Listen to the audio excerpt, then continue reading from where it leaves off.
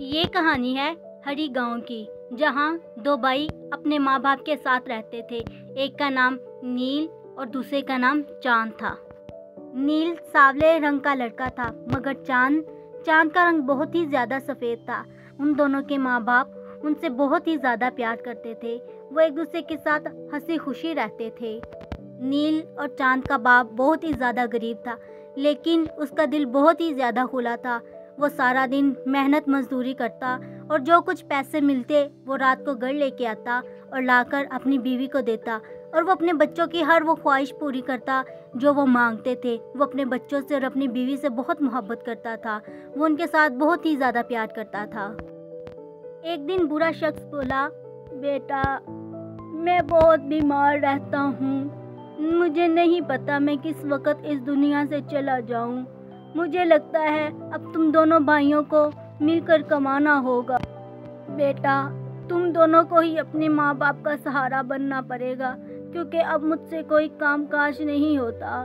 تمہاری ماں بھی بہت بری ہے۔ ہم دونوں نے مل کر تم لوگوں کو بڑا کیا، جوان کیا۔ بیٹا اب تم دونوں نے ہی ہمیں سنبھالنا ہے، ہمارے بڑھاپے کا سہارا بنو بیٹا۔ اب سب کام تم دونوں کیا کرو گے۔ پھر چاند بولا، بابا جان میں نے جو پڑھائی لکھائی کی ہے میں اس کا فائدہ اٹھانا چاہتا ہوں۔ میں چاہتا ہوں کہ میں شہر جاؤں، شہر جا کے ایک کام کروں اور بہت ہی زیادہ پیسہ کماؤں اور ایک امیر آدمی بننے کے بعد میرے پاس بہت زیادہ پیسے آ جائیں گے، جس سے میں آپ دونوں کو بہت اچھا سنبھال لوں گا۔ نیل کہنے لگا، پاپا میں بھی کام کروں گا، میں بھی پیسے کما کے لاؤں گا اور لا کے میں آپ کو دوں گا، پھر ہم بہت زیادہ امیر ہو جائیں گے اور ہم بہت اچھے سے رہیں گے۔ ایک دن نیل اور چاند کا باپ بہت زیادہ بیمار پڑ گیا اور اپنی بیماری کی وجہ سے اپنی زندگی سے ہاتھ دھو بیٹھا، اور وہ یہ دنیا چھوڑ کر جا چکا تھا۔ وہ بہت ہی زیادہ اچھا انسان تھا۔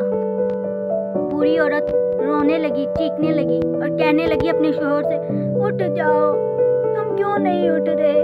تمہیں پتا ہے تمہارے بعد ہمارا کوئی نہیں ہے، تم ہمیں چھوڑ کے کہاں چلے گئے ہو؟ تم سنتے کیوں نہیں؟ نیل روتے ہوئے کہنے لگا، ماں اب پاپا ہمیں چھوڑ کے جا چکے ہیں، وہ کبھی واپس نہیں آئیں گے۔ ماں آپ حوصلہ کرو اور خود کو سنبھالو، ماں۔ چاند اپنے باپ کو مرا دیکھ بے ہوش ہو کے زمین پر گر گیا۔ اس کے بعد چاند اپنی ماں سے اجازت لے کر شہر کی گلیوں میں آنے لگا۔ وہ شہر آ کر ایک نوکری کی تلاش کرنے لگا، کیوں نہ کہ چاند ایک اچھا خاصا لڑکا تھا، وہ پڑھا لکھا بھی تھا، اسے ہر چیز کا بہت علم تھا۔ اپنی عقل مندی اور خود اعتمادی کی وجہ سے چاند کو بہت جلد ایک اچھی نوکری مل گئی تھی اور وہ اچھا خاصا اپنی جاب میں سیٹل ہو چکا تھا۔ چاند کو بہت جلد ایک لڑکی پسند آ گئی جس کا نام نور تھا۔ نور چاند کے آفس میں کام کرتی تھی، لیکن وہ اس سے زیادہ اچھے پیسے کماتی تھی۔ نور بالکل شہر کی لڑکیوں کی طرح تھی۔ ایک دن چاند نے نور کو اپنی محبت کا اظہار کرتے ہوئے کہا کہ نور میں تم سے شادی کرنا چاہتا ہوں۔ نور بولی، میں بھی آپ سے شادی کرنا چاہتی ہوں، میں بھی آپ کو بہت پسند کرتی ہوں، اور سب سے خاص بات یہ ہے کہ ہم دونوں ایک ہی آفس میں کام کرتے ہیں، ہم دونوں کا کام بھی ایک جیسا ہے، مجھے پسند ہوا۔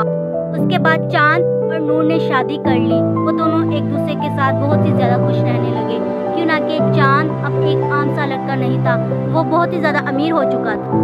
نور چاند کے ساتھ دھوکہ کر رہی تھی، کیوں نہ کہ چاند اب بہت زیادہ امیر شخص بن چکا تھا اور نور اس سے سارے پیسے لینا چاہتی تھی۔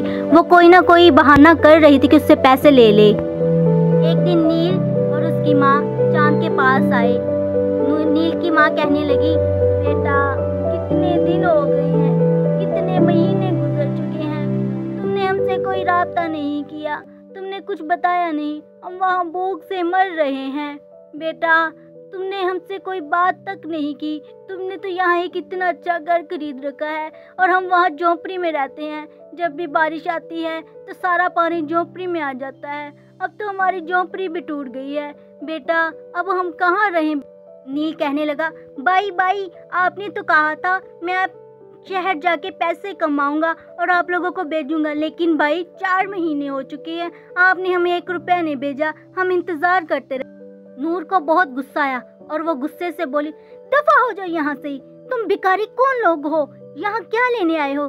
चांद, इन्हें निकालो यहाँ से। चांद, ये तुम्हारे क्या लगते हैं और ये क्या बोल रहे हैं? और मैंने 1 खोटा रुपए भी नहीं दूंगी, ये सब हमारी मेहनत की कमाई है। चांद कहने लगा, माँ, मेरे पास आपको देने के लिए कुछ नहीं है, और जो ये आपका नील बेटा है जिससे आप बहुत मोहब्बत करती हैं, इसे कहें कमाए और मेरी तरह अमीर शख्स बन जाए और आपको कमा कमा के खिलाए। मैंने अब शादी कर लिया, मेरे पास कुछ भी नहीं है आपको देने को।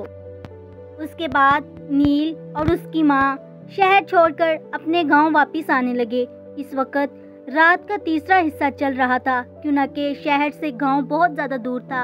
उनके पास किराए के लिए पैसे भी नहीं थे। वो दोनों पैदल चलते आ रहे थे, पर ये क्या था, रास्ते में तो एक बहुत ही ज़्यादा खूबसूरत चीज़ खड़ी हुई थी। नील और उसकी माँ दोनों उस खूबसूरत चीज़ को देखने, वो खूबसूरत सी चीज़ एक परी थी। परी ने बूढ़ी औरत से सवाल किया, माँ जी, आप इस वक्त इस सुनसान रास्ते में क्या कर रही हैं, और रात के इतने अंधेरे में आप अपने इस छोटे से बेटे को लिए कहाँ जा रही हैं? माँ जी, मुझे तो देख के लग रहा है कि आप किसी परेशानी में मुब्तला हैं। क्या कोई बात है?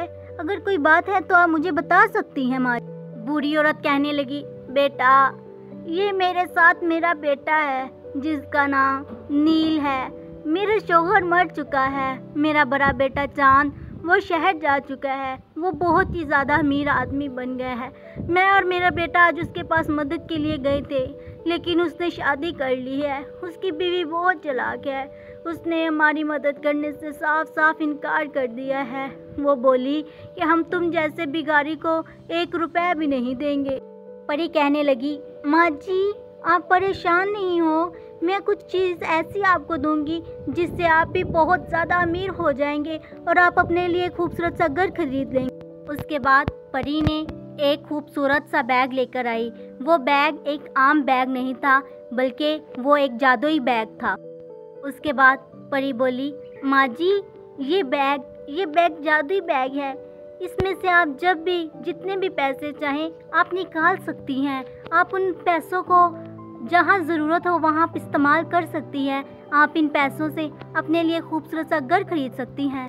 बूढ़ी औरत ने वो जादुई बैग लिया और परी का शुक्र अदा करने लगी और कहने लगी, परी बेटा, मैं तुम्हारी बहुत ज़्यादा शुक्रगुजार हूँ।